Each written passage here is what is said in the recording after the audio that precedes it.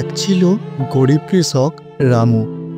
সে ছিল খুব পরিশ্রমী, সৎ আর দয়ালু। সে প্রতিদিন সকালে চাষ করতে মাঠে যেত।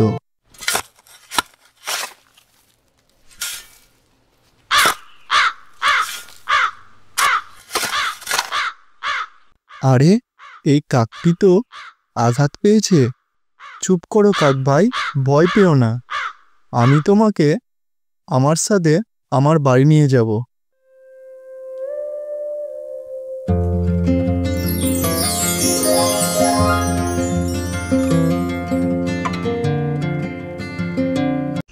তোমাকে আমি পুরোপুরি ঠিক করে দেব।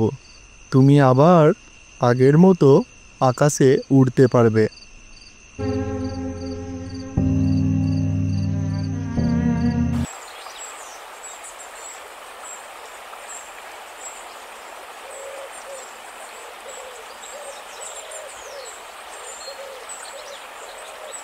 রামু ভাই, তুমি মহান। আমি কোনো সাধারণ কাক নই, আমি এক জাদুকর কাক। কাক ভাই, তুমি কথা বলতে পারো? হ্যাঁ, আমি একটা জাদুকর কাক। আমি জাদু জানি। রামু ভাই, তোমার উপকারে আমি কৃতজ্ঞ। এই নাও জাদুর পালক। প্রতিদিন এটি একটি সোনার মুদ্রা দেবে, তবে কখনো লোভ করো না। রামু প্রতিদিন পালকটি রাখত আর একটি করে সোনার মুদ্রা পেত। রামু কোনোদিন লোভ করতো না। সে গরিবদের সাহায্য করত, সৎভাবে বাঁচত। কিন্তু সেই গ্রামে থাকতো হরু নামের এক চোর।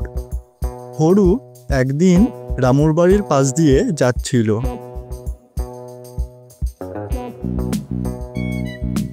এই রামু, কি ব্যাপার? রামু দিন দিন বড়লোক হয়ে যাচ্ছে না? সন্দেহজনক, আজ ব্যাপারটা দেখতেই হবে। হরু জানলা দিয়ে উকি মারল। আহা, সোনার মুদ্রা! এই পালকটা আমার হলে আমি তো রাজা হয়ে যাব। হরু সোনার মুদ্রা দেওয়া পালকটি চুরি করে ফেলল। সে তার বাড়িতে নিয়ে গিয়ে পালকটি রাখল। কি ব্যাপার, কোনো সোনার মুদ্রাই তো পেলাম না আমি। হরু পালকটিকে আগুনে ফেলতেই যাচ্ছিল, তখনই সেই সোনালী কাকটা হঠাৎ আবির্ভূত হলো। হরু, তুই লোভ করেছিস।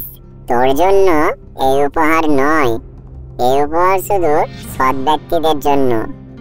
তুই অন্যের ভালোবাসা চুরি করেছিস, তুই শাস্তি পাবি। আস্তে আস্তে হরু অনেক গরিব হয়ে গেল। তার যেই ধন সম্পদ ছিল সব নষ্ট হয়ে গেল। রামুর সৎ হৃদয় রয়ে গেল। বন্ধুরা, ভিডিওটা ভালো লাগলে অবশ্যই লাইক, কমেন্ট এবং একটি সাবস্ক্রাইব করে যাবেন। আপনার একটা সাবস্ক্রাইব আমাদেরকে অনেক মোটিভেশন করে যে এই চ্যানেলে আরও নতুন নতুন ভিডিও আনার জন্য।